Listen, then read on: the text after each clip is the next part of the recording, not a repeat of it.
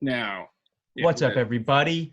Welcome to another episode of the Sup Podcast. I'm one of your hosts, Luke Trevisi. This is episode 113. We're in the triple digits, baby. We've been here for a minute, but we're here for a long time, I guess. All right, let's keep it moving. To my left, we got Chris Cheney, always judging me on my hosting skills. And then below me, we got Lawrence Deloach. Everybody's here, baby. What's up? Hey, podcast. guys. It's a team podcast. You know how it goes. Yeah. All right. Before we get started with anything, I have made some rash decisions with my money.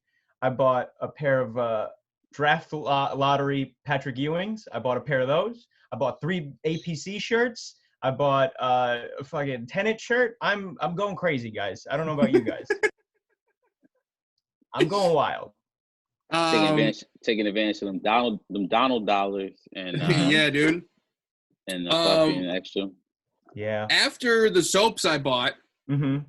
I've pulled back on less thoughtful purchases because that was a spur of the moment purchase. I've been trying to put back into my friend's brand. So, like, Claw Money, I bought something from a while ago. I think I mentioned that. But my boy, Tony Hooligan, who I think we had on here for a second, way back, because he got a StockX article written about him. But he's doing his thing. I bought some of his clothes. Just shit like that. Just anytime my friend's got a brand, like Frank the Butcher, I bought a shirt from him. Well, actually, I tried to, and they said he's just going to give it to me. But I tried. But just shit like that. Yeah, just hitting friends up, being like, what do you got? Let me get an XL. That type of Weird thing. flex, but okay. Weird little, I'm friends with Frank the Butcher. Look at me. All right, we got it. It's big bro. Al, you make any purchases? I thought you were going to be a do-rag guy now. I was. I still am, but I bought a John Elliott hoodie for it was like 70%. It was like 70% off. Nice. Yeah, I'm like it's spring sale season, so it's kind of like I'm just like pulling the trigger on it, and then if I like it, I keep it. If I don't, it goes back. But Yeah. it's a really nice wool blend hoodie. It's and it was really good. But like I said, like we got like a lot of online vendors right now. They're in sale season. Since Nordstrom, Saks, they're all reducing. So if you're an internet hawker, which we all are right now, and given where we're at, take advantage. Take advantage. Yeah. Take advantage. In the worst case scenario, if you don't like it, return it. But if there's only one left in your size, you better get that shit. Yeah, it's true. Yeah, man. All right, where do you guys want to start today? Because we got a lot of fun stuff to talk about. Yeah, maybe. Should we start with doc stuff and then go from there, or never question it? Just lead into it. Yeah, let's just go over the doc because I mean, like that's been our thing. Yeah. Like always, like right before we're doing it, like what are the thoughts going in? Last week was way better than I expected. I'm gonna be real.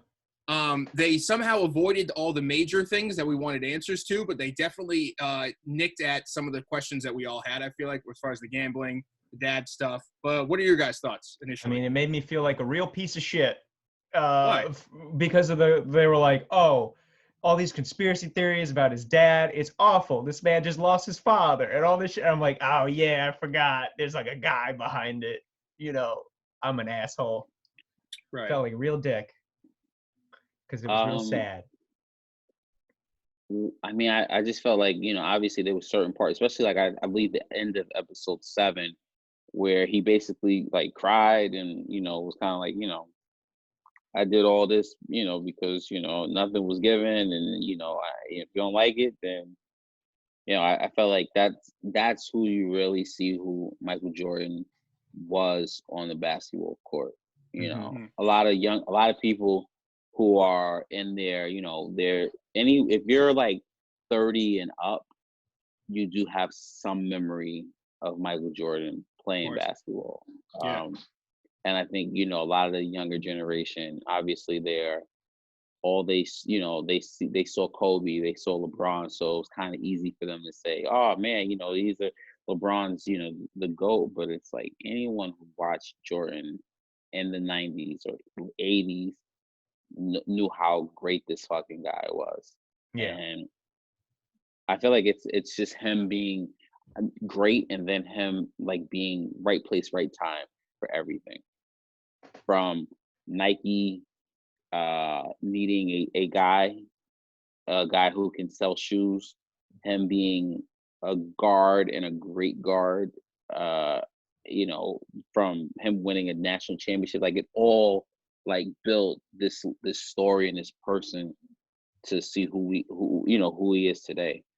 So I just, I really enjoyed it, obviously, and I know that was like kind of long-winded, but I definitely enjoyed it, and I'm really excited for these final 2 episodes, which is it's really sad because people fought for the documentary to be bumped up, and now we got it bumped up, and it's about to be over. It's about to be over, yeah. This was easily the best part of this whole quarantine thing, and it reminded me of how I used to kind of live as a kid.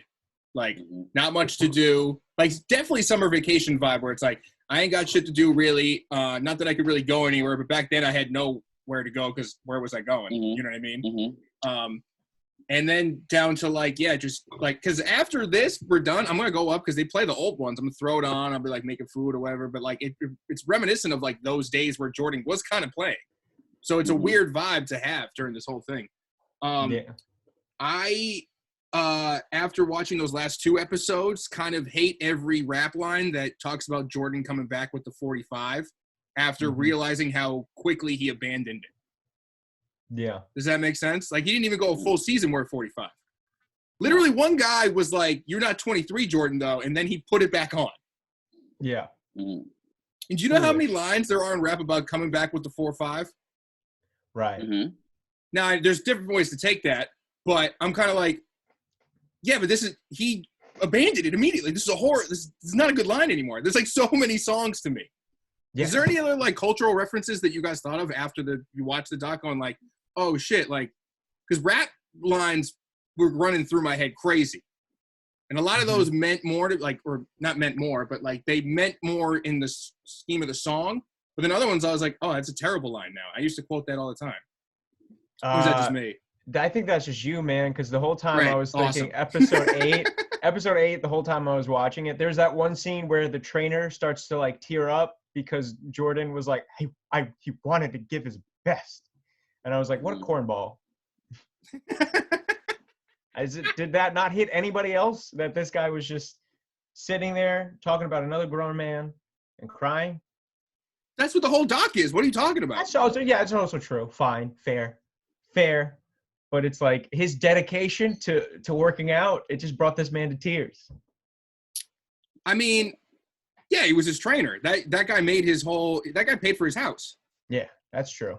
So I kind of get it. Al, was there anything that was hitting you like after? Sorry, I didn't mean to cut you off.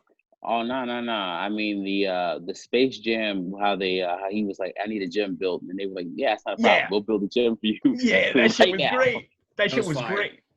And and also what was interesting was how he brought in the best players in the league, to run pickup games, and how he felt like that gave him a competitive advantage over like guys like Reggie Miller. And I guess obviously everyone's looking at it as just run, but Mike's looking at it as how can I scout these guys to see what their tendencies are on the basketball court. And that right there to me it's phenomenal. It was phenomenal.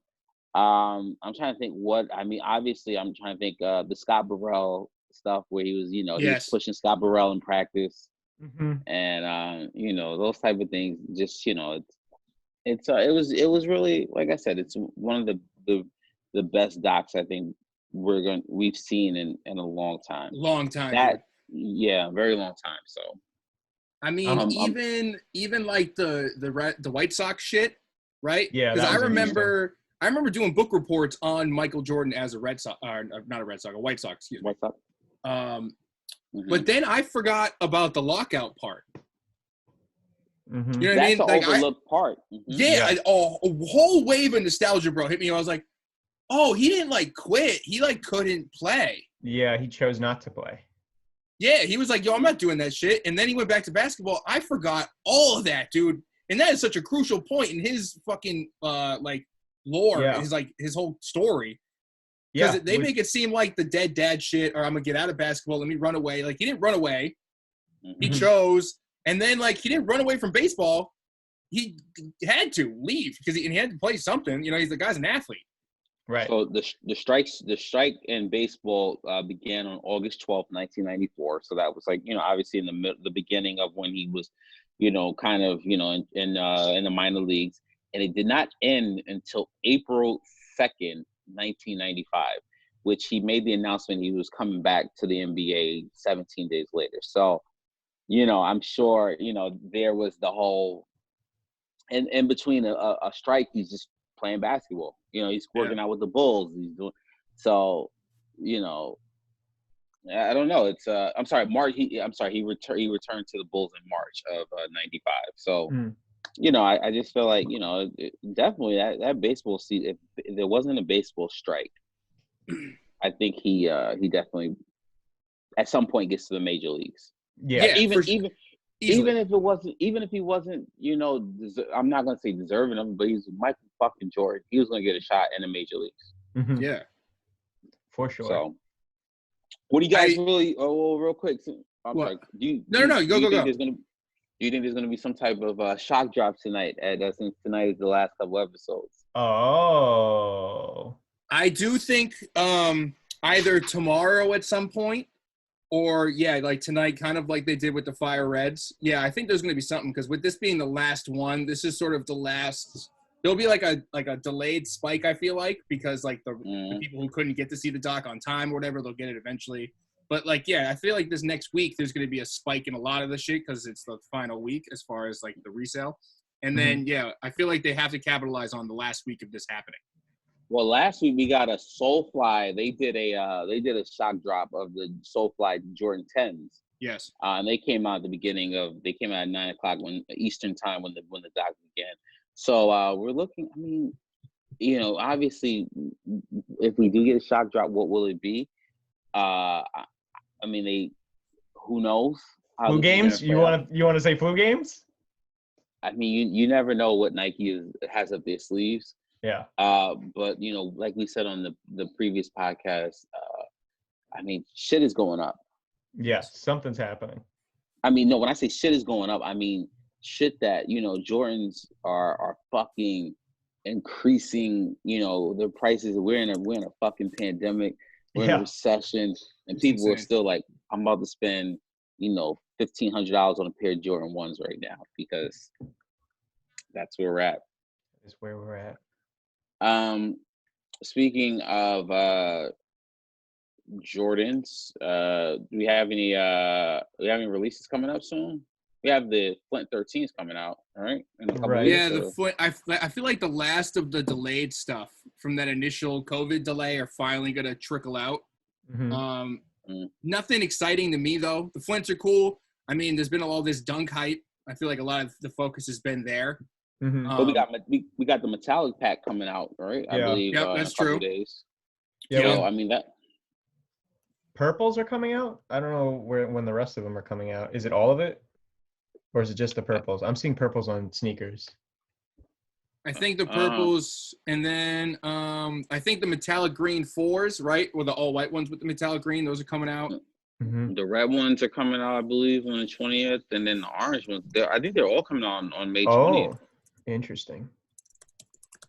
And none of those really are particularly eye-grabbing to me. I'm really hoping something I like comes out soon while I'm getting this extra, fucking Trump money. No, I think the green ones are the best. I mean, I like the green ones a lot. It's like green ones are good.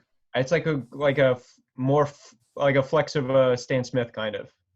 Yeah. Right. Like it's got some of that same vibe. Mm-hmm. Yeah. Which is kind of cool. I mean, we discussed them generally. Like, if you like 4s, especially a white 4, and it's one of your colors, like grab them. But like none of these really. I kind of like that women's Jordan. It's coming out in the UNC, or I think it might have came out already. But there was that Jordan's like it has the sole of the 13, I think, and it's got like the 13-esque like dot pattern or whatever, that texture. You guys know what I'm talking about? No, I don't really remember. Melody Asani's? Not the Melody Asani's, right? Not talking Wait, about those. No. Women, Jordan, UNC. Let me see if it comes up, and I'll share the screen. Yeah, these guys. Hold on. Let me share the fucking screen. Share that screen. Yeah, these ones. I like these, dude. Yeah. They're just I don't know if I could wear them. You could probably wear them. They remind me a lot of your Reeboks. Is that why I like them? Is because they got like 90s Reebok vibe? Yeah. Damn. That's what I feel when I first saw them. Yeah, I mean, I would have to get like a 10.5 or 11, which I could get, but like I like these. These are nice. Yeah. But that's the only thing that's really exciting to me. Yeah, the Melody Asani joints those were the black and red ones with the cherry on it. But yes. yeah, it's definitely. But yeah, that's it. What about you guys? Was there anything on those that you wanted to get? Not really. No, I'm like kind of like taking a little stand against Jordan right now. I mean, I don't want any of the 4s. The Flint 13s, I've had like 3 pairs of them throughout the iteration when they were out and shit, and I'm not gonna get another one. So, I think I'm just gonna kind of just chill. I didn't go for the Fire Red 5s. I'm not sure what the next thing that's going to draw me in. Possibly the Fire Red 4s, Black Friday. But I mean, it's obviously we got a long way to go, and who knows? Yeah. We do have this is a big week, obviously, for dunks as well. I mean, I feel like every week now we're fucking talking about a pair of dunks that the masses are going to go for. And obviously this week it is the Nike SB Chunky Dunky Ben and Jerry's collab. Yes. If I'm correct, I remember Chris has been on the fence about those. Yeah. Were you on the fence? Yeah, Chris was on when he first saw those. I actually liked them. I have decided that I hate them. You hate them because of the price and the hype, or do you hate them because of the design? I hate them because, now I said before, I think I stood firm on conceptually. I love the idea. Mm-hmm. The execution makes little sense to me as far as the story. And then, the price annoys me. Like, why do you guys like this? I mean, how does the story not make sense? Look at the shoe. It looks like a pint of Ben and Jerry's. Mm-hmm. No, it does not. It looks like a weird, like, messed up cow that has what? No, defend me, please. Are you serious? Bro, yes. That's the fucking, look up a pint of Ben and Jerry's. They all look the same. I understand. It's just, it's not cohesive enough. I hate that word, and I hate that I used it. But the shoe itself isn't cohesive to me as far as the execution. And that's just me. Okay. I like the idea, though, and I'm not saying don't like the shoe. I'm just kind of confused on why so many people like it and why it's selling right now. The last sale is $1,840. Yeah, I mean, of course, that sounds like a lot. That seems like too much, like way too much for these, in my opinion. You know what it is? I think what annoys me is that there's nothing with cow print that sells for that high. Cow print's like a trashy print. Okay, that's fair. Yeah, the cow print is a big deterrent for sure. Am I crazy to think that though? No, I don't. I think that's fair. I think from an SB standpoint, they are out there, they're wild, and I think that's what we have come to love from that division of Nike. Yeah. But what also happens, what sucks is it is being released at the height of hype beast, young kids wanting SBs, if that makes sense. And I just was having a discussion with a friend of mine who I remember we talk about being like old dudes, quote unquote old dudes still loving sneakers. And I remember I said, I remember getting my uncle Dunks for $130 in college that I still have to this day. Or like Tiffany's that like had this like bigger hype than these Ben and Jerry's, the OG Tiffany's. And I paid $200 for them back in 2005. Like, it's like, but we're at the stage of hype where the hype is going to now push the SB instead of it being $200, it's going to be $1,200. Yeah. And that really sucks. I think they're, like I said, I think they're a beautiful sneaker. I mean, it's just going to be interesting how this week plays out. But I do see a lot of people with early pairs. But a lot of those early pairs, it seems like everyone's getting them without a box. So that's going to cause a lot of people are saying that skate shops are backdooring the people because they're selling them to the customer without the box. So now all they have to do is scan them. We don't, that's going to be a little interesting. But I mean, hype is hype. It's Ben and Jerry's. They're doing a contest where if you send them a picture or draw a picture, which Chris, I think, that'd be dope for you of, people doing like skate tricks. I believe, you can win a pair of Ben and Jerry's. Yeah. Oh. Yeah. Use your skills for good. For once. I only use them for evil. Yeah, you only use them to make weird Sonic shoes that never get made. or just random leanings. Yeah, maybe I'll do that. I didn't see that contest. Ella, if you send me a link after we're done recording, maybe I'll swing on in. Yo, because Raph and Rome gave me a bunch of shit for not doing that best New York tee, even though I'm not from New York. So maybe I should do something. I gotta enter a contest. I gotta win something. Yeah, win some shit. Get our name out there. Start building some hype around us, bro. Submit it as the podcast. Yeah. And then we'll share it. We'll take turns. We'll keep it in each of our places. We won't wear them. Just have them in the background. We just switch one. I have the left, you have the right, and then Lawrence has the laces. Right, exactly. And then we rotate, and there we go. It's the dumbest thing I've ever heard. It's what I'm about, baby. But staying on shoes and new releases and our potential releases or whatever, however you want to frame this.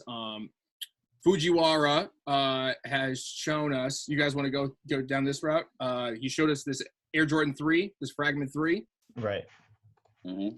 Let's talk about it. Yeah. So going back to an interview, I believe it was at Complex Con that he did with Jeff Staple in like 2017. He showed a bunch of unreleased fragment samples that were supposed to be a part of his The 10. Mm-hmm. Which during that interview with Jeff, he sort of admits and concedes that Virgil won, because I guess these are from samples around the same time, but they only released Virgil's. But these Air Max, ACG looking shoes that he did have come up recently again. Mm-hmm. And then these 3s came out where he's showing images of them. And then there's all the ones he showed in that interview, which was like an Air Force. There was 2 Air Force Ones, a Cortez, and then I think there was maybe 2 other ones, including there was a Presto, a Cortez, the Air Force Ones he was wearing. Yes. Which were very nice. No, Air Force Ones. Yeah. Oh, yeah. Okay. The Air Force One highs. Yeah. With the Velcro. I like those a lot because I just liked his passion behind them a lot. You know? Go ahead. I don't know. I don't have anything right now. Oh, yeah. No, just because Lawrence, you can go. Yeah. Oh, no, I was going to say, I think this is not the first Fragment 3 sample that we've seen on Hiroshi. We did see a white and black and royal blue pair as well a couple years or last year or something like that. But this pair is very interesting to me. It's because it's very monotonish. It's not dull colors, but it's not vibrant. It's it's the materials used on it obviously are standard with what Hiroshi brings in terms of quality. But there's no elephant print, just like the other 3s that he had. I do wish, and I think obviously that is the big what if, because it was supposed to, as we've known for a while now, it was supposed to be Hiroshi versus Virgil doing the 10, and they were gonna, go against each other. But these are, I wonder what if they're gonna bring out some fragment edition sneakers, some more, because obviously, Hiroshi, 5, 6 years ago, he was doing a lot of different collabs with Nike. So. Yeah. I mean, it makes me think about conceptually what the 10 is supposed to be. Right. Or like what is it supposed to mean, you know? Because if you look at Virgil's 10, for the most part, it's so that was the 3 for that second. Yeah. It's those white-based ones with the quotations on the outside saying the technology or what the material is, right? I mean, the Chicago's are the only one that's kind of stand out to a past colorway, but the rest ones were sort of that white. And then you had those other ones. But, like, looking at Fujiwara's and look at Virgil's, I mean, very different in presentation, but similar in execution where it's simplified. There's a lot of Helvetica sort of manufacturing type of thing on it. Like, what do you guys think this 10 was supposed to like be? Because they're so similar in at least the details. Maybe in because Virgil's is like a white, his is like a dark, whatever. But, right. Like, what do you think the 10 is? Because it's similar in execution with being so simple. The more I look at them, like those the Prestos that he did and those Cortezes, like they seem to be more. I don't know if he's looking for like a more practical look, like combining different like Flyknits and Cortezes and ACGs and like Prestos or whatever he's doing. I think that's maybe what he was going for, was more of like a functionality thing, and like a high-end functionality thing over Virgil's kind of like aesthetic breakdown of the Nike. I don't know if he's like trying to propel the technology further. Maybe that's what he was trying to do. I have no clue. What do you think, Al? I feel like they both did something a little different, but it's hard to explain because they both put their quote unquote stamps on what they brought to the table. At least with Fragment, at least because a lot of people look at it as with Fragment, it's more just like, oh, it's just a fucking lightning bolt on some sneakers, and that's it. And then with Virgil, it's like, oh, he just fucking put some quotation mark and just put it. But to me, it's like more than that. And I have Fragment Roshi runs as well as Fragment Jordan ones, and I feel like both of the quality on both of those are amazing, and as well as having the off-white ones. Like I feel like they each did their own little thing on that collab, on their collab. Yeah, it's just so interesting, like how I guess basically like I'm trying to think about what the brief or the prompt was, because it's not like they pulled them both in and said like, you have 10 shoes, go for it. Right. Because like I'm saying, they're very similar in execution, although they look very different. It's a simplistic sort of although you could argue that Virgil kind of went crazy, but still the core of all his ideas are very simple.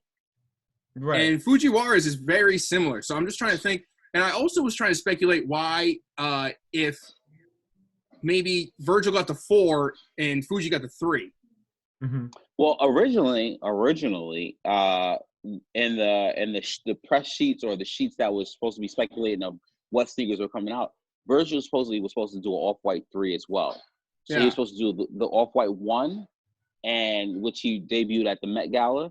Right. And then he was also supposed to do a Jordan 3 as part of the original 10. But the 3 never. It was either a rumor that never happened, or it just either got scrapped. But yeah, the 3 was supposed to be part of the original 10. Okay. Well, I was about to say, it seems like to me, based on the ideas that they sort of ran with, Virgil seemed to cater to the technology. Well, actually, no, I don't even know if that's true. I was about to say, it feels like Virgil was trying to like really speak to the different parts of the shoe, while Fuji was trying to let the whole shoe shine in the best way that he could do it possible. But then I'm still even kind of like, nah, I could switch that idea, and it kind of is so similar. Yeah, it kind of works. I feel like maybe the prompt was like, hey, here are some classic silhouettes. Like maybe they gave them their own silhouettes each, because like I don't know, no, like because Virgil got a Presto too, and he put out a Fujiwara did a Presto as well. So I have no clue. I don't know what it could be. Maybe it was like, hey. Wait, did Fujiwara do a Presto? Oh, he did. Yeah. These are the Prestos, right? No, he did. No, he did Cortez? An Air Max. He did a Roshi. He did some Air Maxes. For the 10 for the sample. Let me see. What did he do? See, that's the other thing, is that with all of these shoes, like you can't tell just by looking at them what they are, because they're literally just a mishmash of two different like there's the Cortez one. Here, let me just pull it up and screen share. Yeah, I remember he did the Roshi runs. He did the Cortez. Aren't these the Prestos? No, those are like an Air Max 1. Okay, so those are like those are like the ACG-esque Air Max ones that he was doing, yeah. And then the people went crazy for those, and the Cortezes really got me. I really like these. These are very clean. But yeah, I don't like. Yeah, maybe they just gave him different shoes to work with, and I don't know, but it's very interesting to think about. And it's just. I mean, here's the real question. Now that we have enough shoes to sort of compare the two, and let's not go crazy because Virgil has so many more shoes than Fuji. I'll say that I like Fuji's idea more in execution better. Although I can't necessarily say what his idea was, but his execution of those is better to me. Do you guys have a preference of the either or? I mean, as much as I shit on Virgil for his lack of ideas, to me, he still is a great designer because the shoes that he makes are nice. But I still like Fuji's better. I don't think any of those shoes that I saw beat the Prestos that Virgil put out. I think that's like the one thing. And even the Jordan 1s, like they're like those two designs from the 10, I think just stomp on everything that Fuji did, honestly. Even Fragment 1s? No, not the Fragment 1s. I'm talking about the 10 that I saw from, if we're talking about overall collection. Yeah, we're just talking about the idea of the 10 in general. Oh, well, those Fragment 1s are just so nice. Like, I think those are my favorite shoe that he's ever done, you know? Take all those other ones out. We're just talking about the 10. Right. Okay. I mean, we've seen Air Max 1s, we've seen sample 3s. I mean, the Jordan 3s were pretty cool. I think it's interesting because here's the thing, we saw Virgil's final work. Mm-hmm. We didn't see Hiroshi's final work. We saw samples. We're seeing samples. Mm-hmm. So I mean, it's kind of like I don't know if I could fully feel confident like comparing Virgil's final work to Hiroshi's samples or things that may not have been fully developed. Because, obviously, I mean, if you go by samples, I mean, Virgil wanted to do the OG part of the 10, he wanted a white Air Jordan 1, and that was supposed to be, but, obviously, you go through things, production things changes. So, I mean, I would like that, you compare a sample, then compare what was in that, what was in fucking Chicago, the samples that he had of like the 4s, like compare those two. But I'm not going to compare Virgil's final work to Hiroshi. That's fair. That makes sense. Even if you take all those samples from the MCA, I'm still rolling with Fuji. I think Fuji's aesthetically, it's like more disciplined to me, which I don't want to make it seem like that I'm shitting on Virgil because I think he's just more open and creative and sort of free flowing with how he approached this. Mm-hmm. Fuji just seems like he has the discipline that as a designer I want. Right. Like the Cortez doesn't look crazy with the fly whatever. That ACG looking Air Max looks clean, like it's supposed to look like that. Right. I think I just appreciate his attention to detail when incorporating new technologies into old sneakers. Where I mean, Virgil's literally took the shoe apart and sewed it back together to me, aesthetically. But I think that's. Yeah. No, go. I think that's what makes both of those designers so great is because that's exactly like the styles that they come from. Like, Virgil comes from an architectural background, so everything is about the infrastructure, right? And Fuji's from the design world, so everything's about like the discipline, what goes into making a shoe. So like he understands, like in the same way like in comedy where there's guys who write and there's guys who do energy. Virgil would be an energy guy. Fuji would be like a writer, Yeah. Okay. I'm not mad at that comparison. Yeah, I think that's what's like fun about the two designers. Because like if you look at the ones that Fuji did versus the ones that Virgil did, it's like, hey, let's break this apart. Let's put it back together. That's Virgil. And then Fuji's is let's just do this at the best let's just make the best possible version of See, this. that's what I was saying. Like you can get like I feel like if you want to compare, you can compare the ones to the ones because those both went through final productions. But like you could compare the Roshi to whatever But like but I'm not gonna say like I'm gonna judge what Hiroshi did, the samples for what they are, samples, and I think they were you could tell the quality on those are exceptional, just like quality on things that even the whole HTM series with him, Tinker and Mark Parker. Like I mean, quality. It's simple design. It's taking an existing silhouette, but it's also putting their flair on the whole process and coming up with very quality materials. So yeah. So here to kind of wrap this topic up, I have one more question because it did pop into my mind when I was looking over Fuji stuff. So, and we've talked about these two other guys before in great length, but so when we look at the Fear of God shoes and what Travis has been allowed to do, right? And based on what Fujiwara was saying, where he was like, yeah, so I was presented to 10, and they sort of like me and Virgil were fighting it out. Virgil won.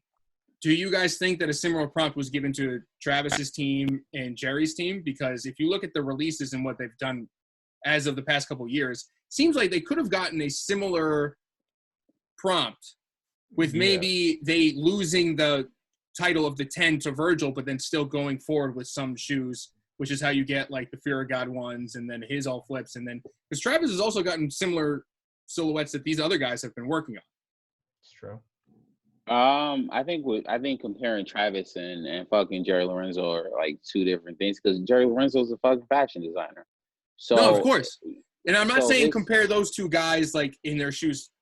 But what I'm saying is like, do you guys think that this 10 concept was given to a bunch of people and Virgil won? Or because it just seems like they were working on so many similar things. I feel like Virgil was like the hot guy, which to this day, I still understand. I don't understand, but I mean, Virgil was like hot, and for Nike to give him these 10 shoes to like work on a collection of, now he's got to be at like 40 plus shoes. Yeah. I mean that's once again, it's almost like the right place, right time type of shit. Yeah. Okay. He was getting hot, and they were able to capitalize off of his hotness and go from there. And I think he was able to. Yeah, he's able to. I mean, shit. I mean, it's still almost 3 years old, and still still one of the hottest collabs ever with Nike's ever done. Yeah. Luke, I mean, you go. Yeah, as far as like if they were given the same prompt, I wouldn't be surprised if Nike was not putting all of their eggs in the Fuji and Virgil basket. I'm pretty sure they probably sent it out to a bunch of designers, and then maybe a bunch of people sent their stuff back, and so maybe what we're getting now is the residual effect of the 10. But yeah, I think there was like a bunch of different people. I can't think of like Jerry was one, probably Travis was probably one. I don't know who else would be in that. Like, you're not gonna give Sean 10 shoes. I don't think you're gonna give Witherspoon 10 shoes. I don't know who else you would give 10 shoes to. You know? So like as far as but like with the because you could always make the argument with Travis too, where it's like he's just doing all the popular he's doing all these popular shoes that everybody wants. Which is a thought I had. I was like, wait, does this trickle down effect come? Because you have to remember internally they're ahead of us. Right. So was this like everyone in the office was getting hyped? They're like, oh, we'll give it to Travis because Virgil. Like, it's just fun to think about. That environment to me seems like probably closer to what you're saying, Luke. Sort of a cross between what you both were saying, where it's kind of like Virgil won with the timing and the presence and like his association to Kanye and other things like Nike. Let's capitalize on what we missed before with Ye. There's a couple things, but I do kind of think that because they were all released similar times, I feel like there was one probably 2015, 16. They're like, yo, let's just give some people some 10 shoes to do and see what we could do because we fucked the Kanye shit up and that really hurt us. Yeah, that was right around the time when he left. I don't remember the timetable now. Kanye left around what 2014-ish. Yeah. So Honestly, the timeline kind of matches up. That's what I'm saying. I've been thinking about this a lot just because I have the time, but it's also like I told you guys this as the designer. I like the story. I like to convince me why this is good instead of just me looking at it. I think it's hot. Like, tell me why. Mm-hmm. I just like that story of like, let's capitalize on this. Let's grab his boy. Oh shit, Fuji. We got Fuji. Let's grab him. Maybe he could do 10. Jerry's good. Let's grab 10. This young kid, Travis Scott, who's like a son of Kanye. Let's grab him. You know what I mean? It seems like it was very calculated. And I can't think of anyone else other than those four at the moment. But it seems, like you said, the timeline kind of matches. Don C was in the mix. Don C, he was in the mix. I think maybe he failed too early. I think he showed him the legacy, and they were like, "You'll just have this. That's it." No, I think I've gone on record as saying I think the legacy was Nike trying to move a model that was trash, and then they said, "Let's attach." Yeah. He said in multiple episodes. Yeah, I've said that. Yeah, I've gone on record as saying that. I mean, for a guy, Don C, who was peddling $400 snapbacks and making people spend, $350 on a pair of Jordans, which at the time to me was insane for a pair of Don C 2s, and then even the second model, the second one, the tan ones, which were fucking $700, $650, $700. I don't think he was trying to put anything in Foot Locker. I think that was Nike just trying to see that he can move shit. Let's throw his name on it. So for sure. I want to talk about something else that was very interesting to me. Yesterday, a pair of LeBron 7s retro. They came out the media day. Yes. 7s. Oh. And those were actually mismatched, right? That's correct. Yeah. Okay. We first saw them on LeBron James' feet at Lakers media day back in around September. It was a beautiful pair of sneakers, and obviously they sold out yesterday. They did not sit, and they moved pretty fast. Right. And I wonder, like, are we seeing a LeBron hype, or is it just goddamn that was a beautifully done shoe? I think it's more Kobe hype than anything, honestly.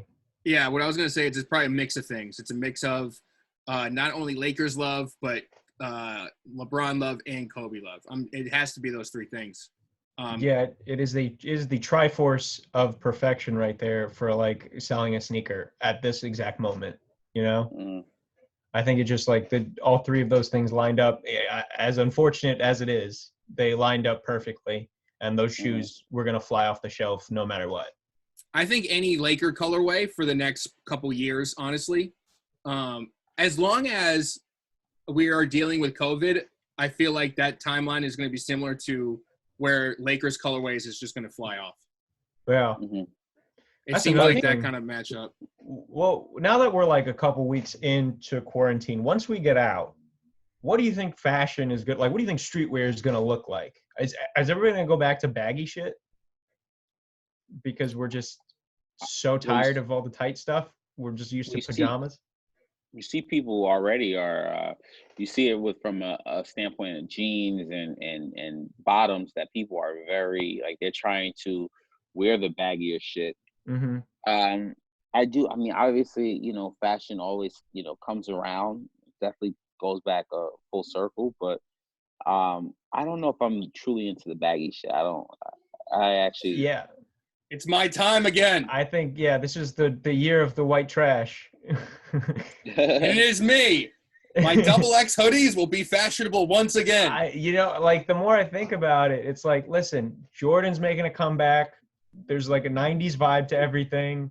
Look, no. We're not letting Jordan take over here. Look, the Jordan fashion, everyone's overanalyzing Jordan's shitty fucking taste from the 90s. It's because you can't say anything to that man. Look, he can wear whatever he wanted because he was fucking Michael Jordan. We all know he looked terrible. If there's any one person that tries to argue that he was a fashionable guy, I'll fight you. And I'll die on this hill. Beret? The beret is the worst.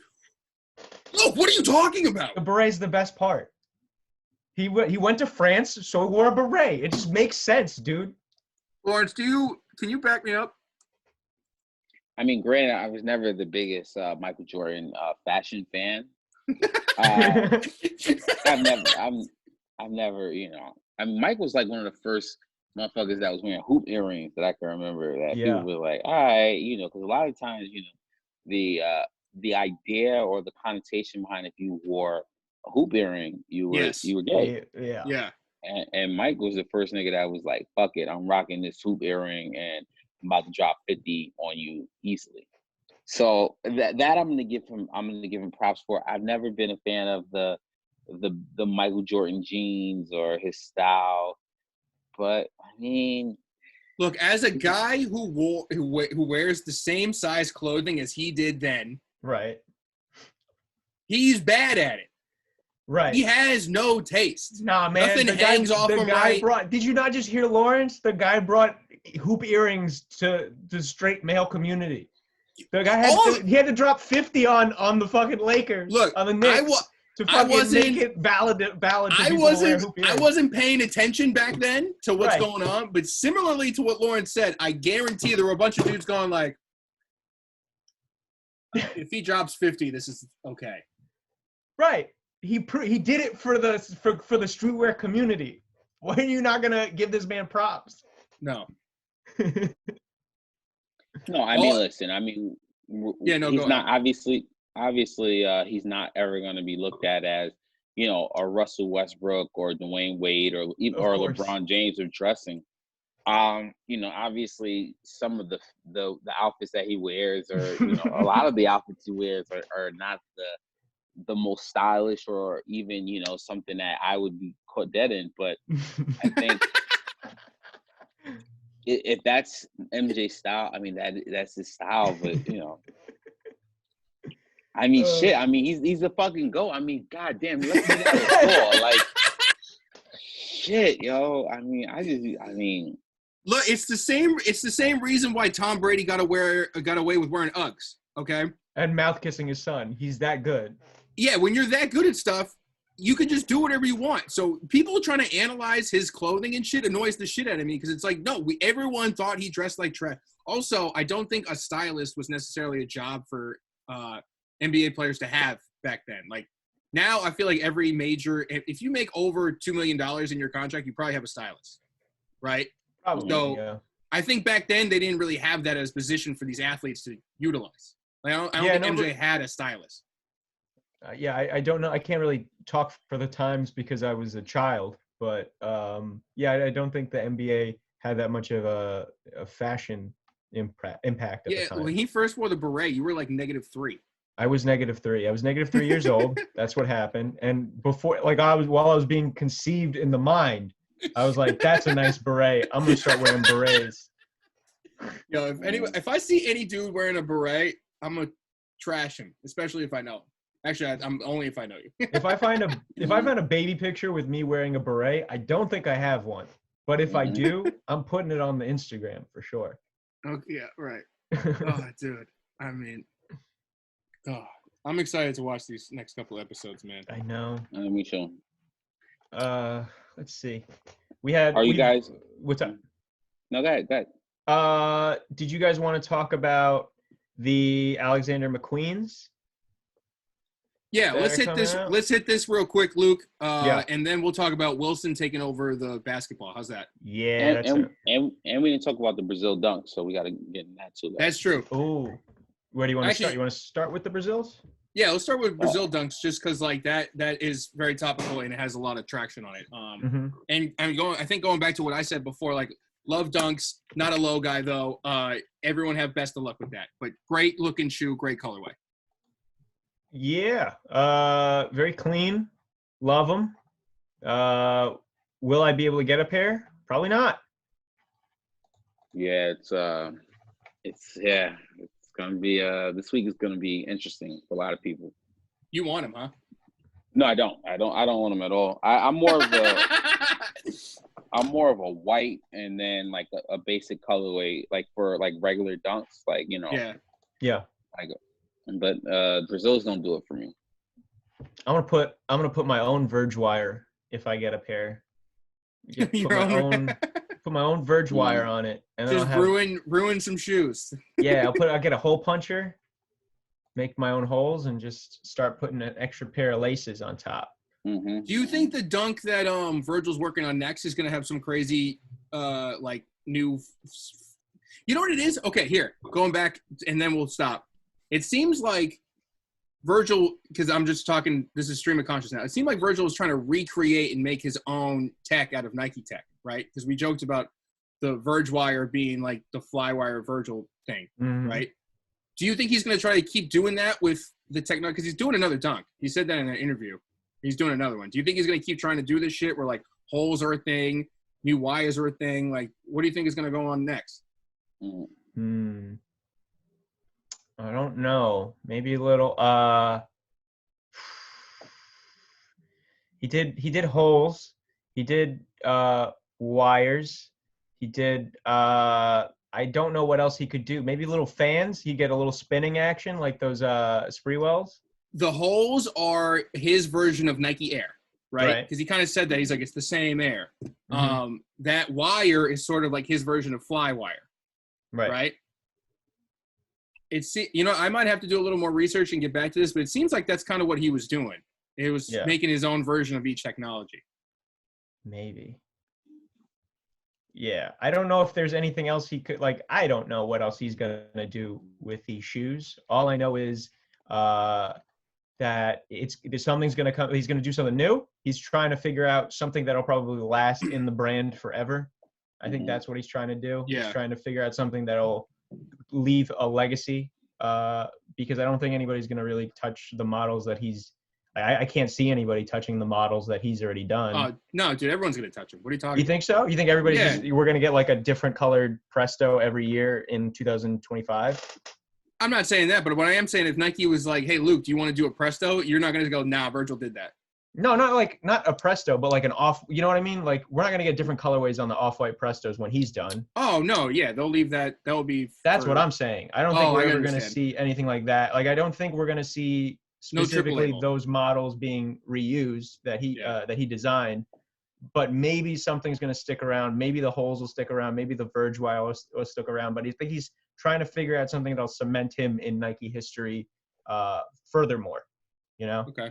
Yeah. I think he's already cemented. I mean, I know what you're saying, but like furthermore, I mean, I don't know. Yeah. Who knows? Mm-hmm. What color Verge wire should I put on these Brazils if I get them? Probably yellow. Yellow? Maybe. But speaking of sort of like reinventing technologies and shoes and stuff, going back to this McQueen conversation that we were going to have real quick. And this will go to a story that, you know, about me and Lawrence. We were outside a comedy club. I'm not going to really like name any names or whatever, but there was this female comedian we were talking to. She knows that me and Lawrence are sneakerheads. She was like, hey, look at my new shoes I got. And they're the Alexander McQueens that look a lot like the Stan Smith. And I was like, oh, tight. Those are dope. You could have got a Stan Smith, saved you some money. It's still the same flex. And then I think, Lawrence, you defended her while she proceeded to berate me. Yeah, I did. You were like, just let her wear her shit. Let her do her thing. Yeah. Which is very valid. She should be able to wear wherever she wants. But here's the quick discussion that we could have. To me, it's an unnecessary flex on her end because I'd rather wear a Stan Smith. Now, I can't speak for everybody, and I'm not saying one shoe is better than the other. But I would like a girl wearing a Stan Smith versus the McQueens. Right? Right. I don't know if you guys have an opinion on that, but what I saw that's coming out recently is there's a sort of 270 looking version of that McQueen Stan Smith looking thing. Yeah. I don't know. If I saw a woman wearing these, I mean, they're probably Asian, honestly, and I'm all for it. I just got to be honest with you. Like, my track record doesn't lie. When it comes to girls wearing like super over the top designer shoes, I'm usually into them. Like, I just don't know. I don't know why. It's usually because they have money and I'm poor. I think that's usually what it comes down to.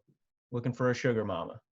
And I would rather just have a girl wear like regular 270s or regular Smiths. It seems like this is trying too hard for me. I don't know. They're kind of nice. To me, I mean, like fucking shit on Steve Madden for days when they try to do those like Travis Knotts, those like off-white looking things. To me, this is just the Alexander McQueen version of that. Like they already had that Stan Smith looking thing. Now they added an air bubble on the bottom. And they're doing a great job combining both Nike and Adidas aesthetics. But I'm also like, why don't you just get the regular shit? This is clearly a knockoff.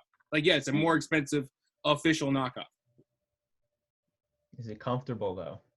I'm sure it's very comfortable. I don't know. If it's comfortable, people should be able to rock. I'm standing alone in this. Get the sneaker, not the fucking high-end shoe. If you got the money to flex. Right, El? Okay. Yeah, why not? All right. That's just me. It's just you out here. Which is why, you know what? Everybody go out and buy a pair of Ben & Jerry's. If you can afford it right now, just spend the $1,800 on them. You heard it here first, guys. Spend all of your stimulus and then some on these Ben & Jerry's. That's a Luke Trevisi promise. There you go. And now with a great ending topic to go into watching the doc in like 45 minutes, Wilson has just replaced Spalding as the official basketball of the NBA. So it's like a 30-plus year run being shot down by Wilson.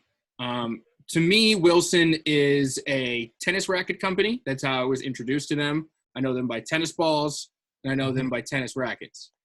I don't know what your guys' experience with it is, but this is going to be weird because the last time they tried to change the ball, it didn't work out very well. And I know that was a Spalding product, but still, they tried to change it.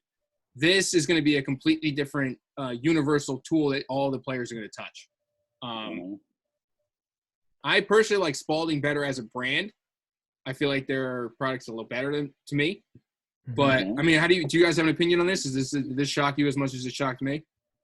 Yeah, actually, it's actually very surprising to hear that they're ending their partnership with Spalding. I never really saw that coming. I don't really see a need to change balls, to be honest. I mean, there must have been some sort of backdoor, like behind the scenes drama money or something. Yeah, of course, it's money.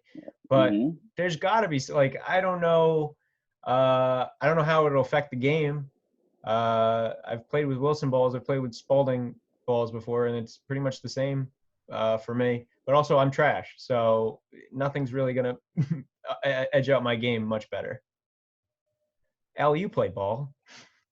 I mean, yeah, I play with Spalding. I play with Wilson balls. I mean, I've never played. I don't think I've played with an official game ball, Spalding. And and from what I've heard, it isn't the nicest basketball to play with. If that makes sense, it's not like what you think it is.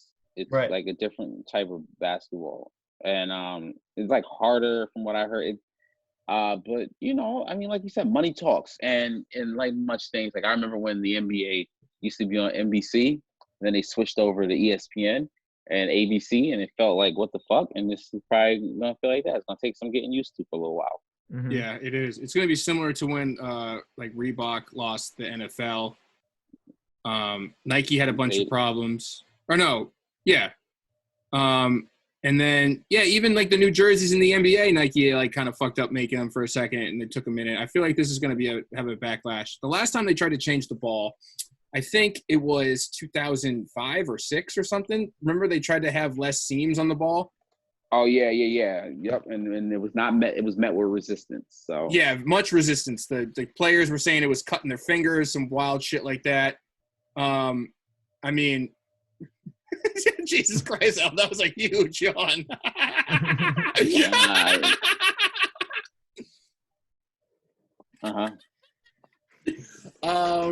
Yeah, just stuff like that to me, because I've been in not that capacity of deals, but like, you know, I've spread around stuff like we have to change this whole thing, and then it's like, well, we have to do what? It's such a major, the amount of SKUs, things that they have to change now. Yeah.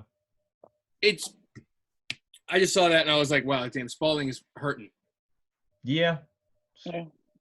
You'd be surprised how much being the official ball of whatever, a tool of whatever, actually helps, and that's fucking huge. Yeah, they just lost out on hundreds of millions, probably. Oh yeah, yeah. Rest in peace, Spalding. Yeah, does that mean they're done? Does that like No, not by any means. No, they'll be Okay. fine. No. The same way Wilson was alive and prioritized other sports, I'm sure Mhm. Spalding will do the same. Yeah. It'd be funny if they Exactly what swapped. happened. And Spalding started doing tennis balls. It's just anything that Spalding did, yeah. Yeah. Nice. Well, Dude, if you I'm guys excited got, for this doc. I really Yeah. can't wait to Yeah, watch no. these last 2 episodes. We got 40 minutes, guys, and then we get the last 2. So, yeah, I think this is a great episode. Mm-hmm. yeah, This was fun. And if you guys got anything else, like any final thoughts? Nah, I got nothing else. Everybody stay I'm good. safe, stay inside. That's all. that's it. Yeah, keep your mask on, 6 feet. Michael Jordan, Last Dance. There you go.